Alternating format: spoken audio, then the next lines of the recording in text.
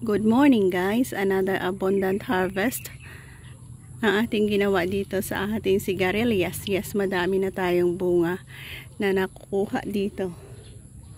Yan, patuloy pa na may mga sumusunod. At yes, sobrang dami na nila.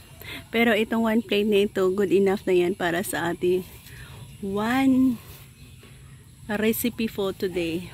Ayan, ang dami no. Sipatan nyo lang. Ang dami talaga siya. First natin kinukuha ngayon ay ang mga big sizes. Kagaya niyan. Mga malalaki na yan. Ayan o. The next day, matigas na ito. Ito na rin. Ayan. Dalawa. So, ayan na. Sobrang dami. 2, 4, 6, 8, 10, 12, 13 ang ating na-harvest.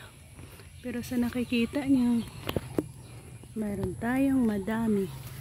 Nasusunod pa na i-harvest dyan.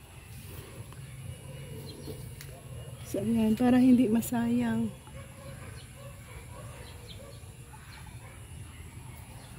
Kailangan abangan natin at i-harvest na in the right time. Ngayon hindi pa sila matigas.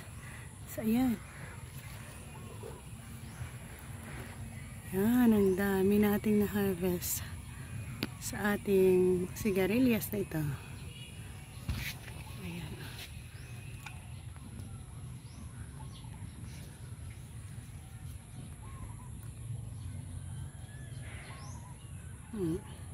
So continue to grow and produce more fruits para marami kitang mababahagian din. Thank you and see you sa next update natin.